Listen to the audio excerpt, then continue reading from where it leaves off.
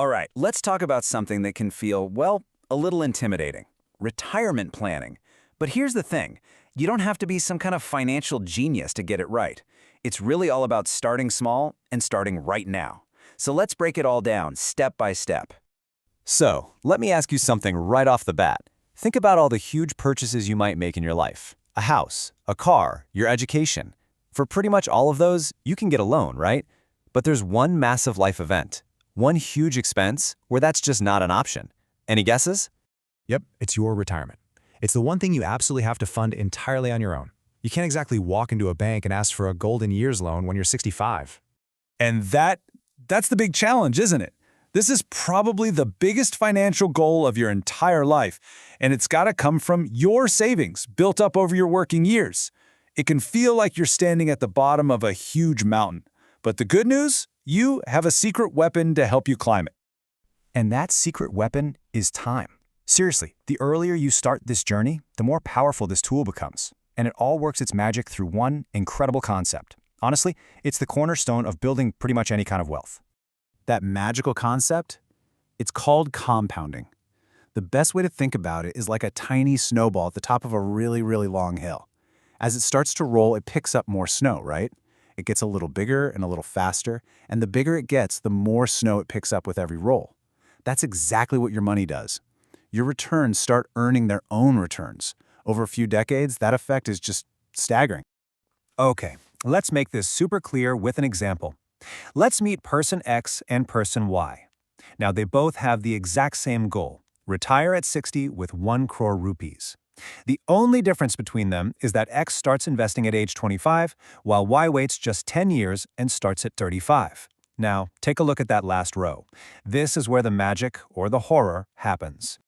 To reach the exact same goal, person Y has to invest more than 10,000 rupees every single month. That is 2.4 times more money than person X has to put in. Think about that.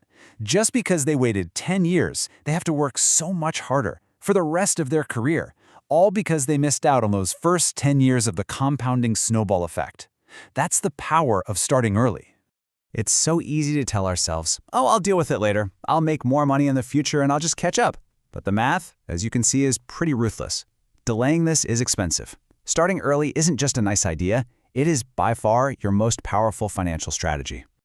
Now, while you're busy growing your money with compounding, there's another force at play. It's kind of like the villain in our story, silently working to shrink the value of all your hard-earned savings, and you absolutely have to know your enemy. We are talking, of course, about inflation. You've heard the word, but what does it actually mean? Well, simply put, it's the reason why things just get more expensive over time. It means that the 100 rupees you have in your wallet today will buy you less stuff in 10 years, and even less in 20. Your retirement plan has to beat this guy. Let's make this really sink in. Let's say your monthly expenses today are about 50,000 rupees. Well, thanks to inflation, by the time you actually retire in, say, 30 years, you could need over 2 lakh rupees per month just to live the exact same lifestyle you have today. That's why just putting money in a savings account isn't enough. You have to invest it so it grows faster than inflation. Okay, we've gone through the big financial ideas, compounding and inflation. They're absolutely crucial. But a successful retirement isn't just about the money. It's a massive shift in your life. And preparing for the emotional side of it is just as important as preparing for the financial side. I mean, really think about it for a second. What are you actually going to do with all that free time? For so many of us, our work is our social life, it's our identity. You've got to start building hobbies, friendships, and a sense of purpose outside of your job. It's about getting ready for a whole new chapter of your life, not just the end of your career. So, we've covered the why and the how, but that might all feel a bit overwhelming. You might be thinking, okay, great, but what do I do today? Don't worry, we've got you covered. Here is a super simple checklist to get you started on the right foot. First things first, create a simple budget. You have to know what's coming in and what's going out before you can make a plan. Second, automate everything. Set up something called a systematic investment plan, or SIP. That way, a fixed amount of money just moves from your bank account to your investments every month, like clockwork. You don't even have to think about it. And third, just start. Seriously, even if it's a small amount. The most important thing is to get that snowball rolling down the hill today. Look, you don't have to have it all figured out right now. You just have to take the first step. So my question to you is this.